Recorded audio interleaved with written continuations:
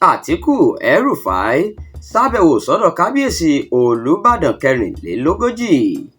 Ìgbákejì ààrẹ orílẹ̀-èdè yìí nígbà kan Alhaji Atiku Abubakar ní ọjọ́ Túsídẹ̀ẹ́ ṣàbẹ̀wò sọ́dọ̀ Olúbàdàn tuntun Ọba Rashidi Ládọjà.